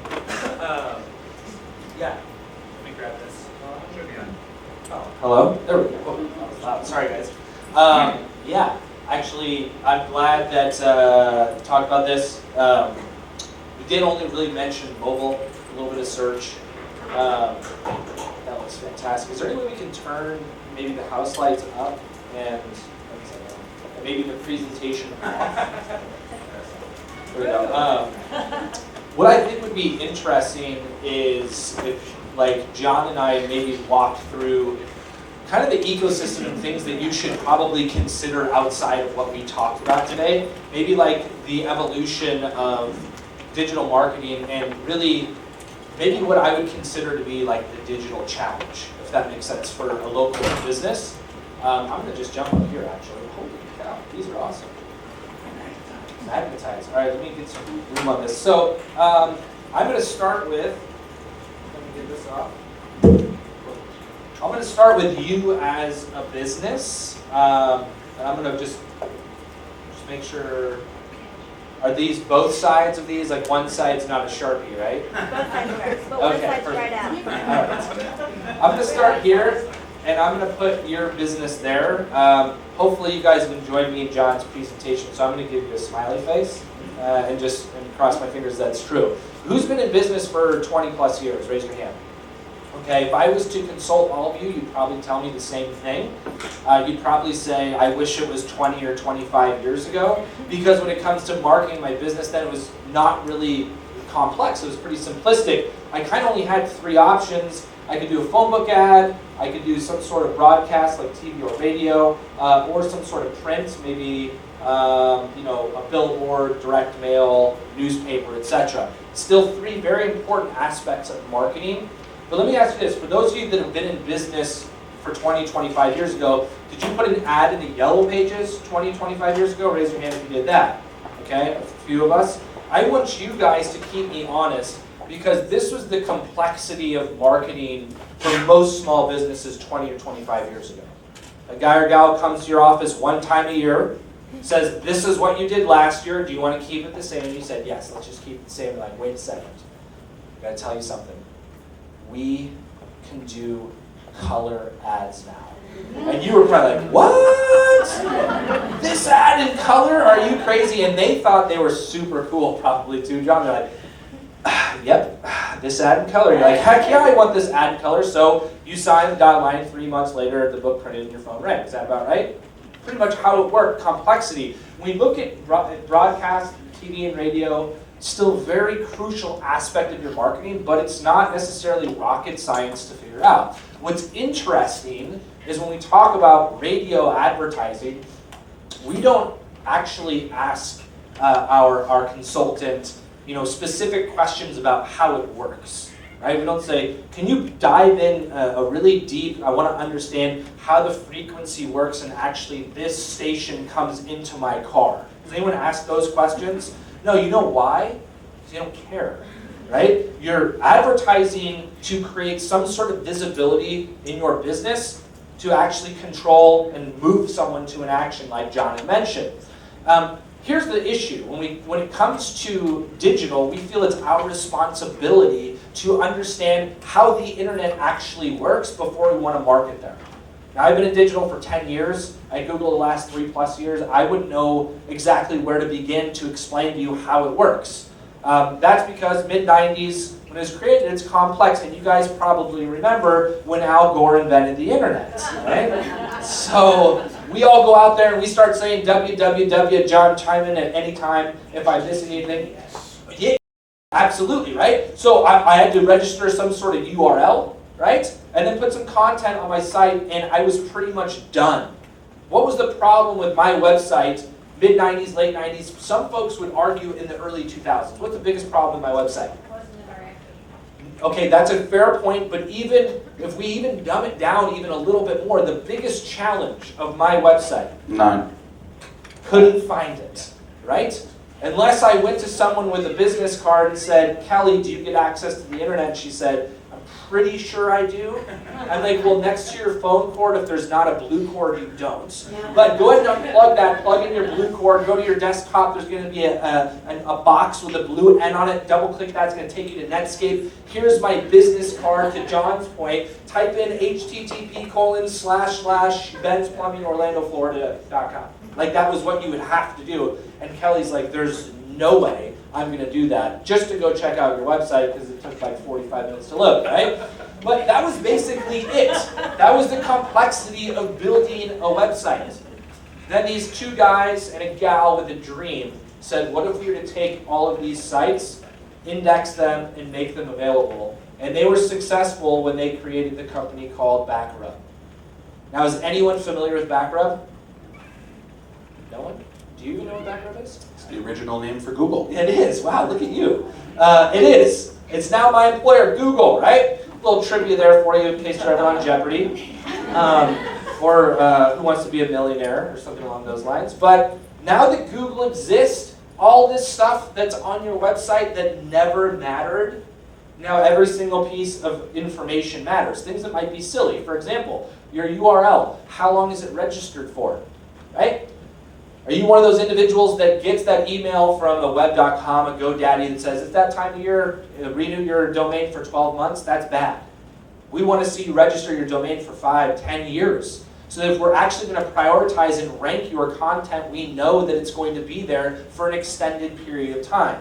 Furthermore, your content, is it fresh content, right? What about your metadata, your title tags, your H1 tags? Do you have alt tags on all your pictures and videos so search engines actually know what that is? What about your linking structure? Are they authoritative links or are they link farms? All of these are fundamental principles of what's known as search engine optimization or SEO. Extremely, I'll take questions in a second, Cliff, extremely difficult nut to crack, right? But there is an easier way to get on top of a search engine. You can pay for it. You can do search engine marketing, right? And when I say easier, this is what I'm talking about. Can someone just shout out some businesses that you have in the room here? Roach Family Wellness, Integrative Medicine. Integrative medicine, okay? What else? Don't be shy. Victory Tailgate. Tailgate. What else? Law 2.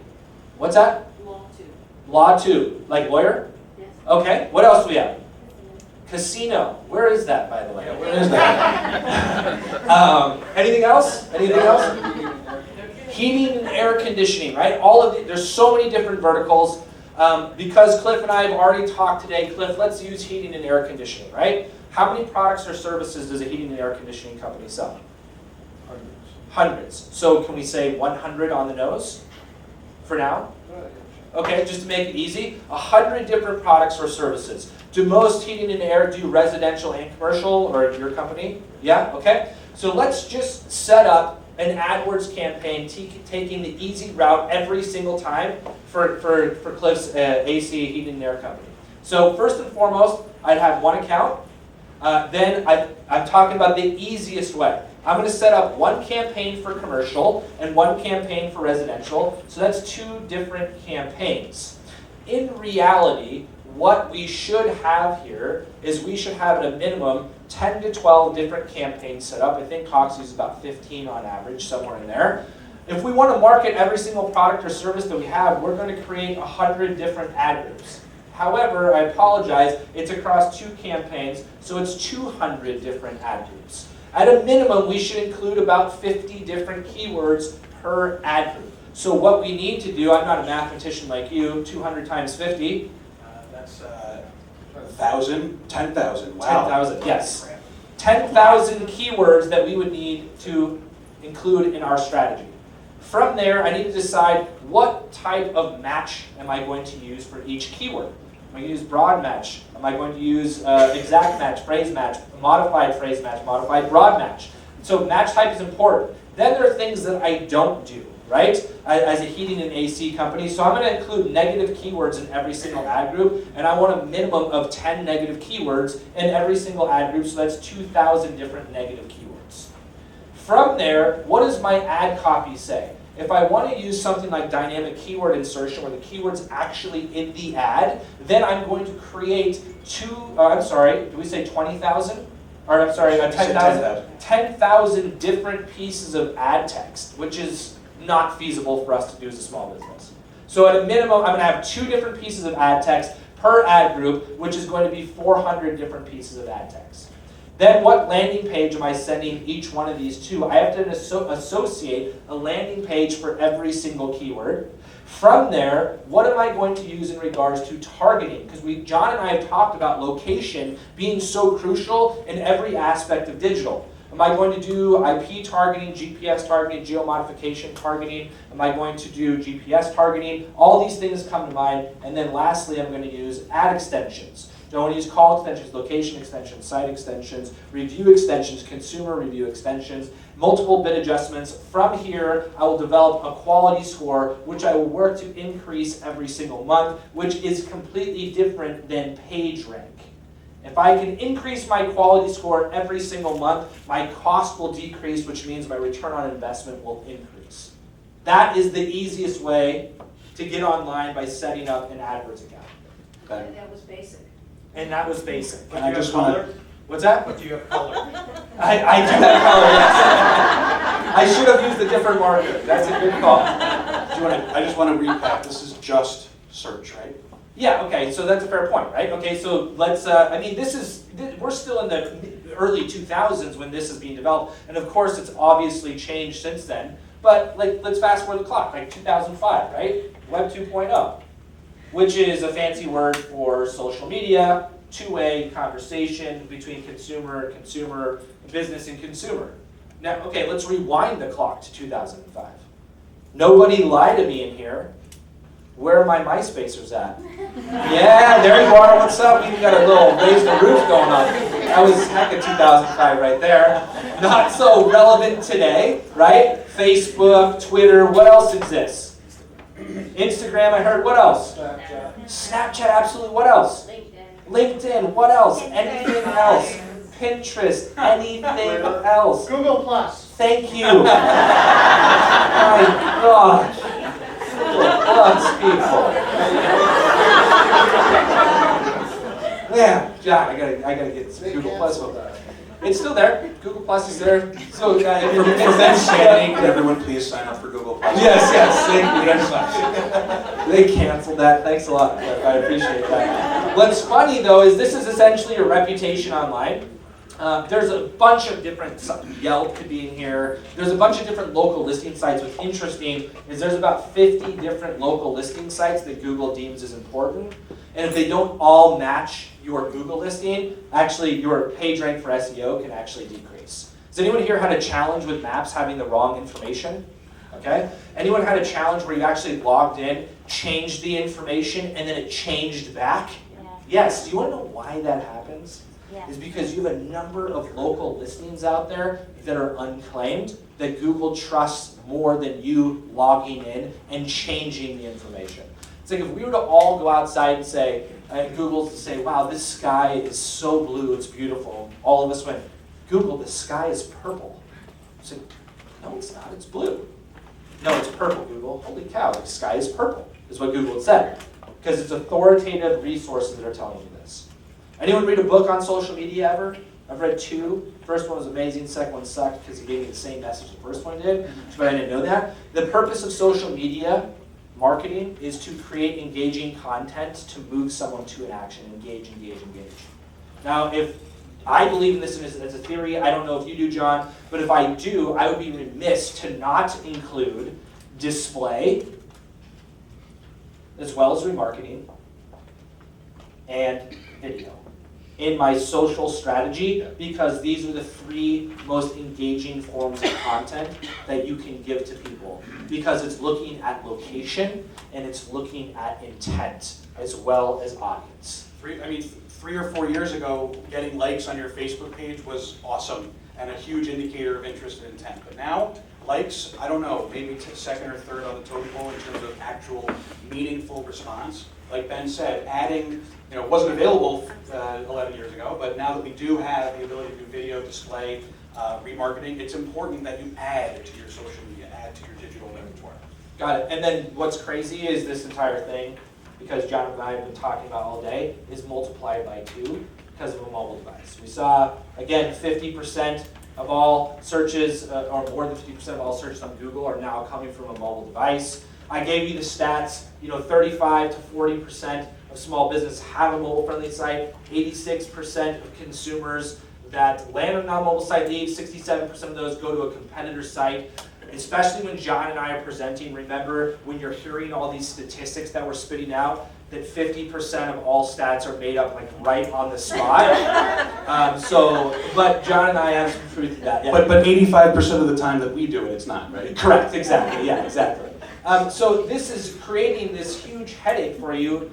And I mean, John also mentioned, and we mentioned, like, how do I track all this through analytics? And analytics now are important, and they're running through every aspect of what you're doing. And we talked about attributing value across the entire journey and measuring influence. So you now have to compare these results that you're getting from different mediums to understand what that influence is.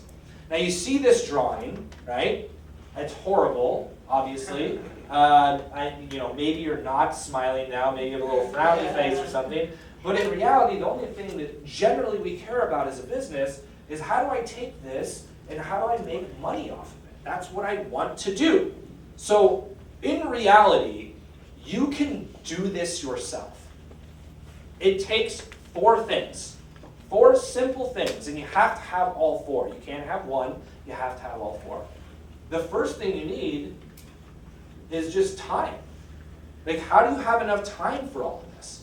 If you go on Google, it's going to tell you to manage just your AdWords campaign, you should invest 20 hours a week if you don't have any sort of software to help you do that, right? The second thing is, which I think is important, is desire. Coincides right with time. Yes, exactly, right? Yeah, do you even want to do this yourself, or would you rather seek help? Third, knowledge, right? What is your knowledge level of what's taking place in the ecosystem? 4 is resources, in my opinion. Resources, what I mean is money.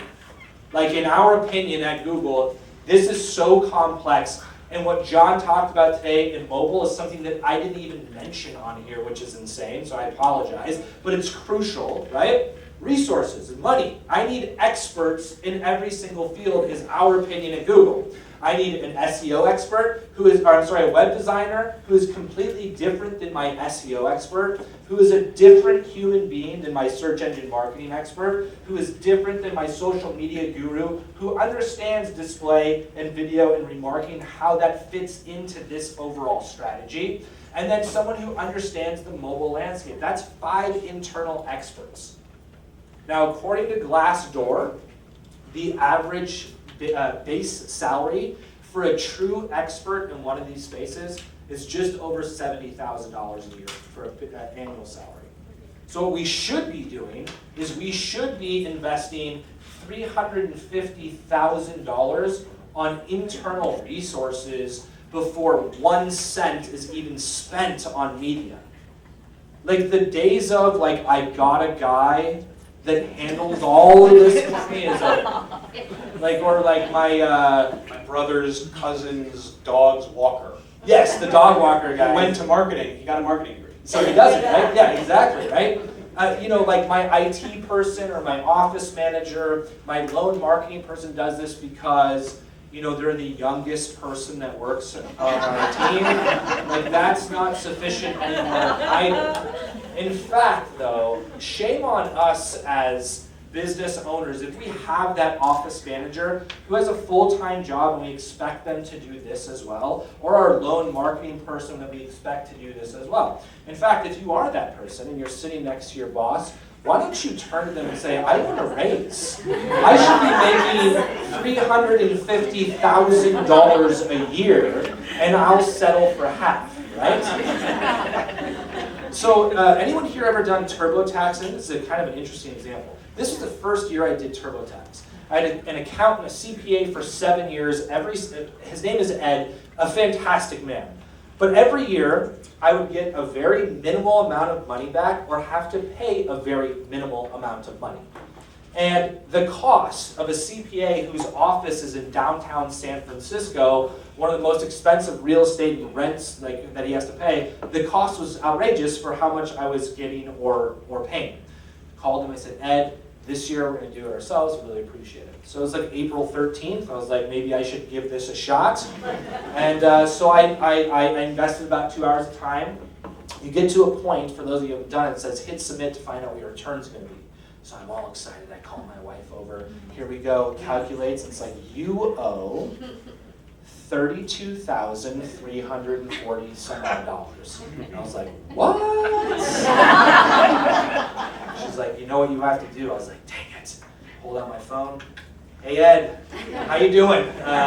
Anyway, you can put me on extension. So I ended up getting my tax back. I owed just under $1,000. So literally a $31,000+ mistake that I made because I didn't have time, desire, knowledge, or resources to do it myself, right? So you're saying that if I watch To Kill a Mockingbird a few times, I can't represent myself in a court of law? No, you can't.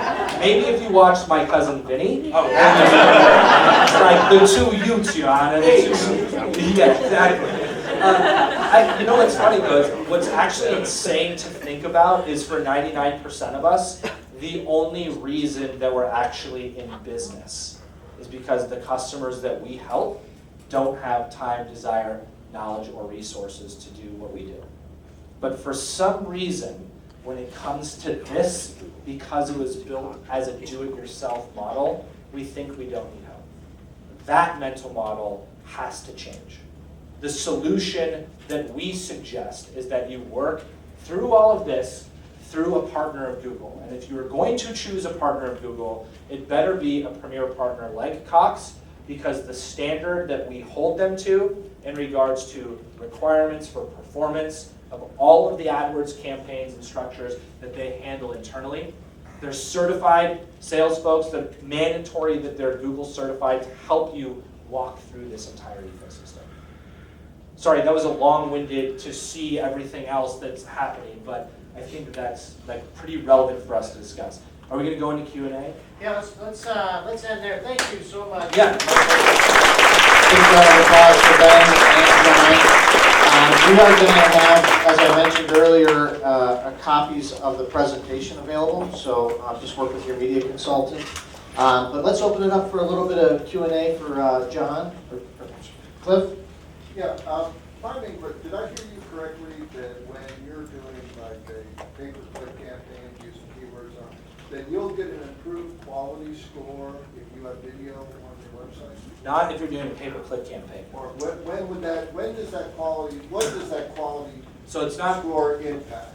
so quality score, so what is video impacting quality score of page rank? Yeah, you said it impacts it, it's the second most important. Yep, so video is actually impacting your organic results.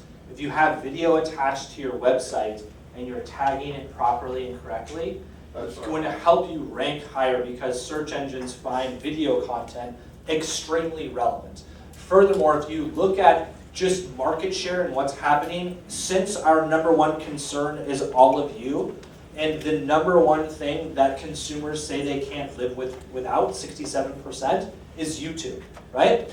So you're starting to see, likely in the search results on even Google, you're starting to see a lot more video. Does everyone agree with that? So the goal from a market share perspective is how can I dominate one or two specific searches if I'm doing paid, then my organic listing shows up, as well as my video as its own entity from YouTube, right? So all of these things are going to help increase your overall market share when we talk about video and organic. And then you can obviously pay to do YouTube advertising, which depending on your business can be extremely valuable. So great question, Cliff. Yep. What's now in 2016, 17, what's an average, 2016. well, I live in the future. Oh, good. What is Fast forward my life. a reasonable or average price to take a web page and convert it so it is mobile? Because that has been the pushback with my clients, and I work in healthcare. So when the webmaster said, Google is doing this, we have to convert your web page so it's mobile friendly, and the price to do that will be, every one of my clients said, I'll just wait on it, it's too much money. So it's, Webmaster. yeah. That's bringing us back a little bit. Yeah. Well, whoever does it, I don't do Yeah. the web pages, so we. So we it's, outsource it depends on the site, obviously. It's generally relatively inexpensive to convert to mobile. John, you want to add something? I was just, it's too expensive not to do it. that. Yeah, I understand that, but I deal with doctors, so. I mean, we've taken multiple clients through that. We're talking $1,000. To go from their traditional web page to make it mobile friendly. Yeah, and you and assuming basically, it's a WordPress site. yeah, and it's almost shocking that if their site is between 2 and 3 years old, that it's not a responsive design site. You could literally convert their entire website to responsive design instead of doing a separate mobile entity, which is probably what Cliff is talking about. And that would be my suggestion there. So. What happened to Cincinnati? Cliff, this is the last question you get. Well, at one point, there was a big push about having a mobile site Yep. and a regular site. So does a mobile site still offset this negative? Yep, it sure does. So an M.dot site will still offset the negative. Now, in regards to user experience, remember we talked about the same engagement with your content, regardless of device they're on, is what consumers want to see. So if there's a different experience on your MDOT site, because it's not responsive and it's not the same as your actual original website, my experience as a consumer might not be as fantastic, but it's still an experience on mobile that is frictionless, which is crucial. I'm looking at the two of you right here. You've got an iPhone, you've got, I believe, an Android phone right there. No, it's an iPhone. iPhone, bigger one.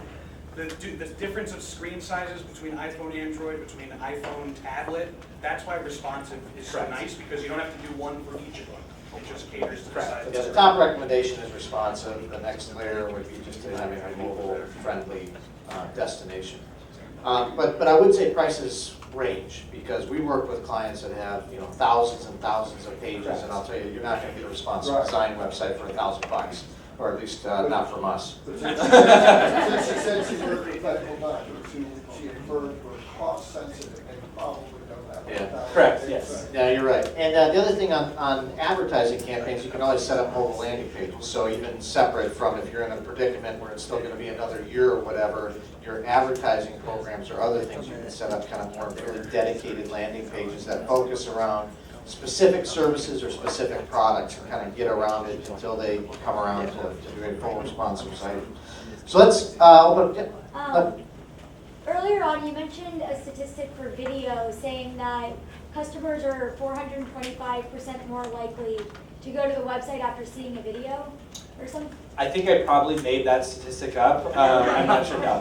The actual statistic is we're 425% more likely to do a search for that brand or product. Okay, so. So just to clarify, it's not to go directly to your website. But It to is search to, yes, the it is, site. correct. Either way, it's a big improvement. Have you noticed a specific increase depending on the platform? Is it specific to YouTube, Instagram? You mentioned commercials. It's 100% specific to YouTube. Yeah, of course you can. No, that's just a general video statistic. So it's a great Google Plus. Yeah, exactly. It's actually a great question, and what I'll look to do is, and you can connect with your media consultant, I'll look to identify and break down where the largest percentage of search is coming. Is that coming like after seeing a YouTube video or Instagram, whatever the case is, but it's just based on an online video. And I do think that one study might be on Think with Google. I'm sure it is, yes. So if you're not familiar with that, that would be a good destination to grab. Yep. Another YouTube, or excuse me, video question. You mentioned about now more videos are appearing in the Google, okay, in the search, correct? Correct. Tell us where, because I know this is always changing, where Google is at as far as how they're picking up those videos in the search, what's happening, because if I'm correct, you have to have some text, because they're not picking up the video. So yeah, so the question is, how does Google actually see what that video is? The thing is Google cannot see a video. They cannot see an image. So you have to have what are called alt tags. And that is essentially a description of text on what that video is about. Now, in order to really focus your video strategy around having placement organically, I would really identify what is my organic strategy and my paid strategy, and say I'm a plumber, for example. I'm going to create a description of my website that's going to be, this is for water heater installation in these 3 or 4 different cities, and I can have a little bit more text there, so that hopefully the goal is when someone looks at water heater installation, not only is my paid ad going to come up, my website organically, because that's my strategy, is to dominate that, as well as my video. So the description that you're putting in there should align with the strategy that you have for SEO as well as paid search. Okay. So I have a question on the geofencing versus the precise geofencing. Are you suggesting one or the other or both? And I have several clients doing mobile campaigns right now. And one of them is a community college that has 2 campuses. So we are geofencing all the high schools in that county as well as the 2 different campuses. So is the precise geofencing then going to a strip mall, or or something where they're gonna hang out, or? Good question. So just to kind of clarify, you can do geofencing both with AdWords or with CMG's Precision Mobile product. You're already doing it. Yes. Great, fantastic, awesome. And so when you run search with geofences, that'll all be about searching within that geofence. We will serve display ads in app in whatever geofences you have set up. So to those two colleges, Right. to the high schools, if you wanted to have strip malls as a part of it, you could add those locations to the Precision Mobile element. You could also add them for search. Okay, but I already have the position. You've got the mobile position. going. Okay, that's what I. Yep, you've got Precision You're Mobile. set. Yeah, you're set. Let's do one more question, just because it is 11 o'clock, and I want to make sure that we deliver on our time promise. Is that right? And we've got a little bit of announcement at the end. So one more question. If not, Cliff's got one. Cliff's got more questions. I'm shocked. Cliff. Just real quick, we have clients that the geographical issue for Google, they're trying to deliver local search results, has become a real challenge because we have more trucks in local geography than the 5 other, dealers in that area, but they get served as results because they're in Windermere when someone's looking for air conditioning in Windermere. Yeah, so just to clarify, you're talking about maps, and why do we have a location? Well, it happens in maps, but it also seems to impact some of the organic results in general. Which is fair. Because they see it as more relevant. So consumers are looking for local businesses above all else. People want to buy, shop local. For those scenarios, you have to augment with AdWords. There is no solution on Google right now for your business that's based in Orlando with an Orlando address to show up specifically in maps. Organic is different with some work you can't get there, but specifically in maps. With that being said, we have recognized that this is a challenge specifically, Cliff, for service-based businesses that have a 50-mile radius that they serve. So we're trialing and airing, if you will, beta-ing a few different ideas where a local service business would be considered up to 30 miles or up to 40 miles. And we're looking to see if it's still relevant, if consumers are still happy about that. And if they are, then we'll launch it across the entire, not only nation, but the entire world. We do recognize that that's a challenge. It's one of the reasons why everyone that works at Google actually hates the product of Google My Business as well as Maps, because it is so challenging for you guys as a business to get the right answers. How do I show up there? All of these things. It's pretty much a separate algorithm outside of organic. So in the meantime, until those changes actually come to fruition, your only option is either A, opening another location somewhere else, or B, participating in AdWords to augment those locations where you don't have visibility. Or C, using mobile precisely in those areas with display.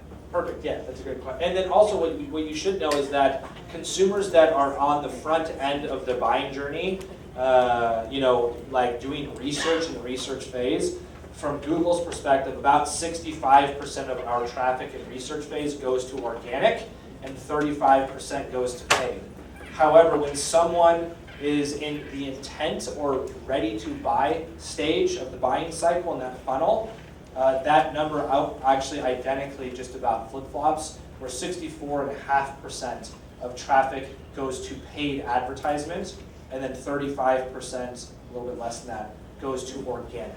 So you have to, again, market with today's consumer across the entire consumer journey, where we're going to consult on average 14.8 sources of information before we make a purchase. And for you, Cliff, in your industry, home service is about 22.6 sources of information before we make a purchase, so it increases a little bit more. Great. Let's give it one more round of applause to Ben and John. Obviously, in addition to our great partners and vendors, want to turn it over to our local team here. We've got Nina, Molly, Christy, Trina, and Matthew here that are actually here at Orlando Radio, supporting our digital marketing and integrated marketing efforts. Nina? I want to thank everyone for coming out today, taking time out of your busy day. I hope that you enjoyed the presentation and found all of the information really useful and informative. I encourage all of you to schedule some time with your account manager after this, you can meet with myself and our digital team of strategists and specialists so that we can work with you to uncover all of the unique ways that you can take advantage of these opportunities that we have today in this changing digital world. So with that, thank you guys again, and we have a prize to give away, so I'm going to turn it over to the team.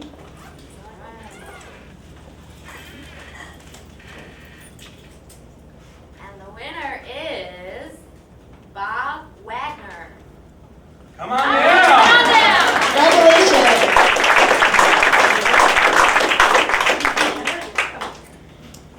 So thank you guys again, and with that, we're done. Thank Have you. a great day, everyone. Thank you.